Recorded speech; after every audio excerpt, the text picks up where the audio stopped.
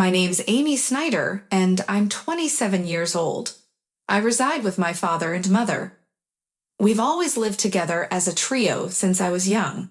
I've always admired my father. He manages his own company and is always so occupied. He's seldom at home, but whenever he has some free time, he always comes back to visit me. On his days off, he would spend most of his time with me. He's an excellent father. My mother, on the other hand, is a different situation entirely. As far as I can recall, I've never seen my mother work a day in her life. She takes care of things around the house, but she's never supported my father's business, nor has she ever held a job outside the house. Sure, I knew we were well off, seeing as my mother spent most of her time dressed up and going out. But seeing her always on the move, I knew deep down I never wanted to turn out like her. She's never been fond of kids, and she hardly ever paid me any attention. There were times when I felt terribly lonely, but my dad was always there to fill that void. I think my dad knew how indifferent my mother was towards me. He made it his mission to never let me feel left out or alone. At least, that's what I believe. I'm home, Mother. Oh, is it that late already? Mom's going out, so have some snacks and look after the house, okay? Didn't we promise to go shopping together today and make curry? Sorry, something came up. We'll do that next time, okay? As a child, my mother broke promises like these with ease. No matter how many times we initiated them, initially, such things frequently brought me to tears. But as a youngster, I had to learn not to take commitments with my mother as genuine promises. My father, on the other hand, was someone who would never make ambiguous promises like perhaps if I can or I'll see. Over time, I came to adore my father, or rather, to view him as a dependable and trustworthy individual. That's how I began to think. I respected him and even pleaded to join his company after graduating from the university. Naturally, being an only child, I started considering that I wanted to inherit the company someday and carry on the legacy of my father, whom I admired. After I turned 20, my father started taking me out for drinks, and I gained a lot from him. My mother was superficially involved in raising me. As I became an adult, the only time my mother intervened in my affairs was during my sophomore year of college. Dad, I want to work at your company after I graduate from school. I've already started studying for it. I even want to succeed you someday. Amy, are you sure? Wait a moment. A woman doesn't need to do that. Why not? I want to be someone who can work hard like Dad. A lady should find a good man and let her husband earn a good living. That was such a typical thing for my mother to say. I didn't think this person could understand anything I said, so I didn't continue the conversation that day. I didn't want to live a life hanging on someone else's life like my mother. I had always endeavored to become a strong lady who would live by herself. Throughout the remainder of my university years, following that particular day, I dedicated myself to my studies and promptly joined my father's firm upon graduation. I was unable to convince my mother, but it appeared that she ultimately relented. If you choose to lead your life in this manner, I have no objections. However, you will be the one to face the consequences of disregarding your mother's advice. If you are content with that, then proceed as you wish, she stated. So I followed her instructions by joining my father's company. Consequently, the gap between my mother and me widened. On the other hand, I began to spend more time with my father than before, and our connection grew even stronger. In retrospect, it seems that my mother was not particularly pleased with this situation. Upon joining my father's company, he dedicated significant effort to train me earnestly. However, there was a reason for this. My father was unwell. It took him approximately 6 months to introduce me to numerous individuals and familiarize me with the job. Subsequently, my father collapsed at our workplace. He was promptly transported to the hospital by ambulance, and for the subsequent 5 years, he battled his illness. Amy, how is the company faring? Is it operating smoothly in the absence of your dad? It's quite challenging at the moment. but I have the support of everyone. I am confident that it will be all right because Dad entrusted me with everything I require. Well, as long as that's the situation, if you, a lady, assume control as the second generation and lead the company to insolvency, it would be truly regrettable. So be prepared for that. Mother, you truly lack any interest or affection for the company. You're only concerned about the judgment of others. It's disheartening to hear you express that. When my father first collapsed, I frequently argued with my mother in this manner. My father would come to the company on his good days while going in and out of the hospital, gradually weakening over 5 years. For the last year, he was almost bedridden. During the time when my father was still able to move, the last time he visited the company, he said this: "This company and its employees are very valuable treasures to me, but I have to let go of my treasure. Amy, over the past few years, I've watched you work. I think I can trust you with it. Can I ask you, please protect this place. Protect everyone here for me. I don't know if I can be like you, Dad, but I'll keep striving to get closer to you, whom I've always admired. So you can rest easy." From that day on, the title of representative was passed on to me. I had been so occupied that I barely had time to go home, since my father was mostly in the hospital. I made time to go see him frequently. My mother did the minimum, like bringing him changes of clothes, but as far as I could see, she even seemed to find that bothersome. What does my mother think of my father? Does she not have any emotions or gratitude for him, or any feelings of pity for a sick person? I couldn't help but feel sorry for my father. I recalled how hard he had worked for me when I was a child incapable of sensing my mother's affection. Despite my exhaustion, I made it a priority to visit him as often as I could. This pattern continued for about a year until he passed away peacefully in his slumber. I was so overwhelmed with various responsibilities that I hardly had time to mourn. My mother, who knew nothing, insisted that I take care of everything from the funeral arrangements to the hospital paperwork. In reality, I didn't expect my mother, who had never done anything but stay home and amuse herself, to manage all of these procedures. So I silently handled everything. "Amy, the funeral's over. You've settled down now, haven't you?" My mother brought up the topic the day after the funeral. "Please vacate this residence. I've just inherited 200 million yen, so I have no need for you anymore. Thank you." I was anticipating you to say that.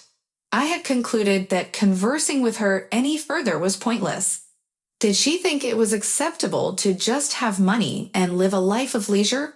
I had nothing but inquiries, but I resolved to leave the following day. I contacted the service and sold all my possessions related to me. My mother was completely taken aback by how swiftly I had arranged my departure. However, I had kept a secret from her. I didn't know why she claimed to have inherited 200 million yen, but my father had entrusted all the financial matters to me, and I was the rightful heir. There wasn't a single penny left for my mother. My father had firmly requested this when he was still healthy. Your mother lacks understanding of financial management and spending. I need you to provide her with the monthly household expenses. If she receives a large amount, she is likely to become bankrupt immediately. However, I doubt she will heed my advice. If she complains, inform her that you will not provide her with any money. Just kidding. But if you encounter difficulties in dealing with her, give her this. My father handed me an SD card. He mentioned it contained a video message from him to my mother. I never expected to show her this, but based on her recent behavior, I thought the day would arrive soon. My mother was alone in the spacious house after I departed. I anticipated her reaching out to me soon, but she did so sooner than I expected. Return home at once. Huh? What are you talking about? I'm working. I just need to speak with you. Please come quickly. With that in mind, I made my way to my childhood home with the SD card. As soon as my mother saw me, she began accusing me. You took all of your father's inheritance when you left, didn't you? I suspected something was amiss when you left so suddenly. Hand over your father's inheritance to me now. How selfish can you be? You can't even behave properly as a mother. Who do you think you're talking to? I quietly handed her the SD card. What's this? Oh, I suppose you don't even know how to watch this. Teasing her, I retrieved my laptop, inserted the SD card, and played the video. On the screen was my father, as healthy as he used to be. I wonder how my mother is going to respond to this video message. I exited the room quietly. I had never witnessed my mother defy my father before, but what about now, after his passing? Would my father's thoughts reach my mother? When I came back to the room, my mother, who had completed watching everything, was in tears. I couldn't believe it. My mother was crying while watching a video of my late father. I was curious about the video my father had left for my mother, but I didn't dare to watch it myself. So I had no clue why my mother was crying. Mom, are you all right? Ah, yes, for now, I understand. I will abide by your father's directions and entrust everything to you from now on. Please go home for today. Call me again when you've calmed down. I thought she probably didn't want me to see her in a vulnerable state, so I went home immediately that day. How did my father quiet my mother? I was full of inquiries. Almost a month passed without hearing from my mother. I began to worry and decided to visit my parents' house during my lunch break. But my mother wasn't home. That night, I went to see my mother again. The lights were on at the house, which relieved me. I'm sorry for dropping in suddenly. I came by this afternoon, but you weren't home, so I got worried. I'm sorry, I was out for my part-time job during the day. What? A part-time job? My mother, as far as I knew, was a person who would absolutely not work. Why did it come to this? Didn't you watch that video? That was a video message, directed at you, so I refrained from viewing it. You can bring it home. You ought to view it as well, Amy. May I watch it? My mother handed me the SD card, remarking, well then. I felt somewhat apprehensive to discover what my father communicated. Noticing my mother's peculiar behavior, I returned to the office and sat at the desk my father utilized. Then I played the video. Darling, if you're watching this, it indicates you haven't been able to communicate with Amy. First and foremost, thank you very much for assisting me in raising Amy thus far. Without you, I don't believe I could have managed the company while raising Amy. I sensed something was amiss about my father's manner of speaking. The next instant, my father uttered something astonishing.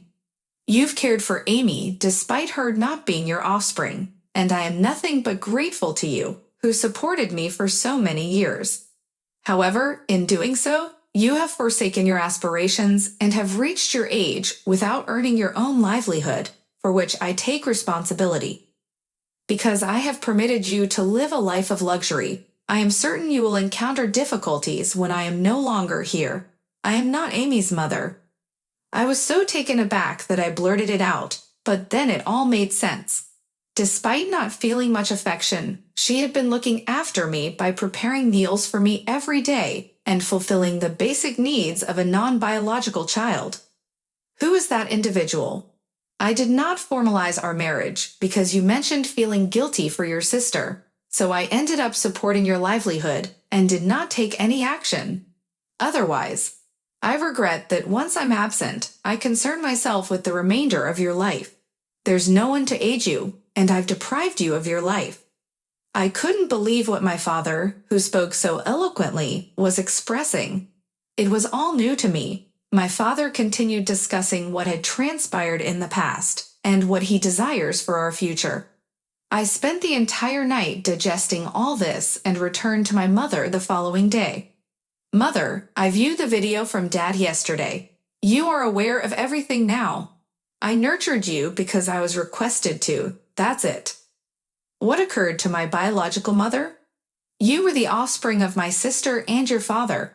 My sister passed away immediately after delivering you, and I informed your distraught father that I would assist in raising Amy. I would become your mother. After hearing the account from my mother, I comprehended everything, even the aspects I had envisioned. My mother used to work in a diner. and my father used to visit there to dine occasionally. My mother was vivacious and industrious at that time, and her aspiration was to have her own diner. However, when she resolved to become my mother, she relinquished that dream. After being reminded about her dream by my father, my mother resolved to strive for it once more and is currently undergoing training as a part-timer to realize that dream. I should have done this earlier. Working is enjoyable and suits me. I had no clue, so it's my fault you didn't work. I'm truly apologetic for not knowing anything. It's not your fault, Amy. I made the decision myself, but I'm not adept with offspring, so I couldn't manage you well, and I'm the one who caused you trouble. I never imagined the day would arrive when I could have a discussion with my mother like this. At this point in my life, I finally feel like I've come to comprehend my mother a bit. We've had numerous discussions since then, and we decided to utilize the funds left by my father to support the launch of her store. Once she started working, she became somewhat modest. She was hesitant when the subject of funds for the store came up, which would have been inconceivable not too long ago. While maintaining my regular job, I'd also assist with the opening of her eatery, which led to me seeing my mother frequently. I attribute this newly formed relationship to my father. Regarding living expenses, she insisted on managing with her own earnings, not wanting to accept assistance from my father's legacy. Assure me that you'll inform me if you're struggling. After all, Dad entrusted me to take care of you. I'll be fine living on my own. It doesn't cost that much. But in terms of my diner's expenses, I'll be depending on you.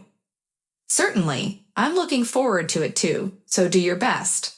After many years, we finally became a genuine family, and now we are living in harmony. She is not my biological mother, and it might have just been the right time for me to learn this. Your diner is finally going to open tomorrow. Your dream is coming true.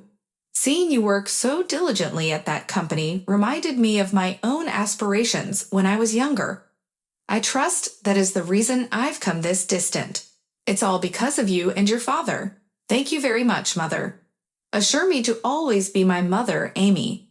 From this point forward, let's cooperate even more effectively than previously. In the end, we only have one another. That's accurate. Following my father's passing, the reality was disclosed. I acknowledged the truth and resolved to carry on with only my mother and me. As I observed my mother's way of life, I pondered about returning to my hometown and residing with her once more. I don't prepare meals, so my mother is worried about my inadequate diet and is encouraging of me returning.